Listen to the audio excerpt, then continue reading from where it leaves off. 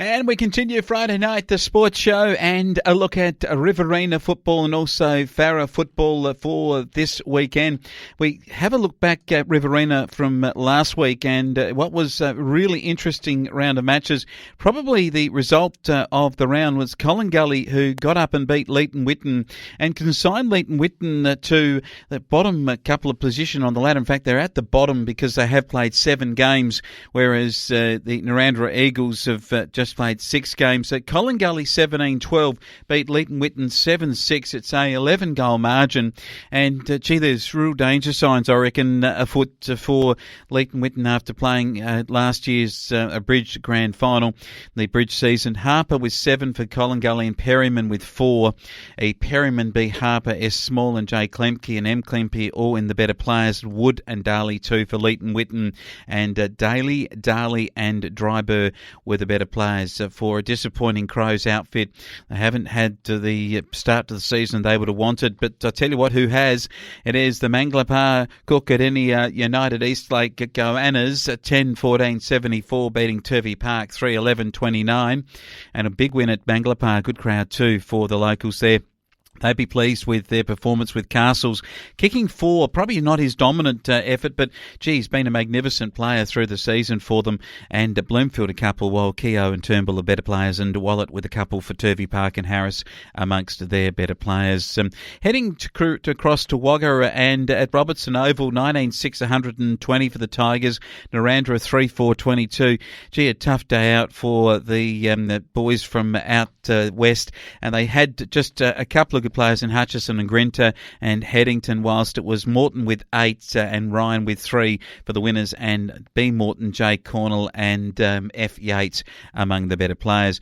The Sunday match that was played last week was a really good one that went the way of the GGM Lions. 12-11-83 for them to beat Griffith 5-9-39.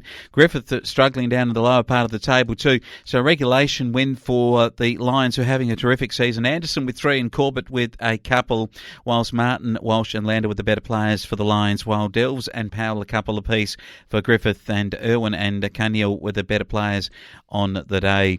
The bye round for the weekend was Coolman. They'll be itching to get back into round 8 action, which gets going with the match of the round, and it is going to be an absolute beauty between the old rivals. The GGGM Lions at Ganmain take on the Grasshopper, the Coolman Rovers. What will be a beauty? This is going to be one that I reckon both sides at the top echelon of this competition right now in terms of ladder positions have both had terrific seasons. We're coming to the end of the first round where everyone's virtually played everybody. So in this context, GGGM in second place, Coolman in third place. GGGM haven't had their bye, Coolman have. So if Coolman can get over the top of GGGM, this would be a terrific opportunity. And I think this is going to go right down to the wire. Maybe Ganmay just at home to win the match, but it will be a thrilling encounter between two very big rivals in Riverina football. Other matches to be played include Collingully. They got to keep their finals hopes alive if they could beat the top side, the MCUE Goannas. But even though it's at the crossroads down there at Collingully, I just don't think that they've got enough talent to get over the Troy Castles-led Goannas. So I'm going with the Goannas to bite hard at the crossroads. And Wagga Tigers play Turvey Park in the Mar Oval clash, the Bulldogs home deck. But I just got a reckoning Tigers are starting to warm as the situation gets worse for them. If they don't win these sorts of games, then the finals football could be something that they will be scratching off, and that's not like the Tigers. Come September action, they're usually there, and I think they'll win this game. In Narrandera played the Griffith Swans, and what a game this could be at Narrandera. Two rivals here too from the irrigation world, and Griffith, they are going to struggle, I reckon, over at Narrandera. They should win on just talent against Narrandera, but at home, maybe the Eagles in a little upset here. It'd be terrific. They've only won 2 games in the last 2 years, so they've both been against Collingully, interestingly enough, but maybe they can get a win against Griffith here and upset their season. Now let's take a look at the Farrer Football League, and matches for this round are going to be quite interesting. The low-scoring one last weekend in round 8 action was between Barellan at 5-2 to beat beat Colliamberley 2-11 in a strange scoreline too, quite low scoring. Other matches saw Northern Jets go down to East Wagga Karingal 11-17, 83 to 8-6, 54. So Gumley Oval, a good win to the East Wagga Hawks.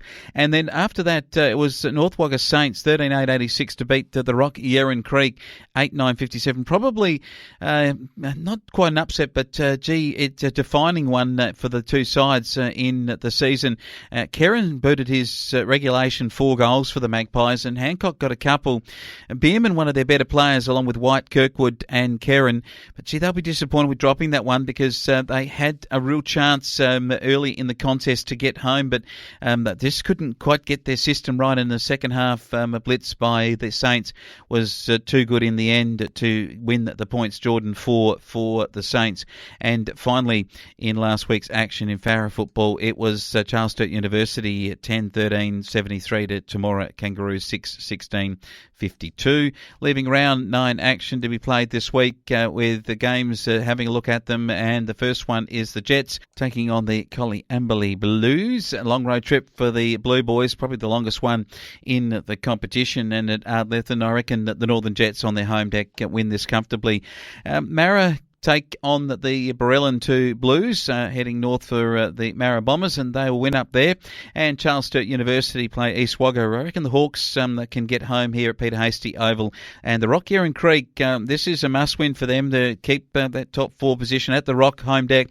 They should be too good in the late afternoon against the Temora Kangaroos, who will probably put up a good effort in the first couple of quarters, but will be found wanting by the Magpies later in the day. That is a look at Farrer football and Riverina for this weekend.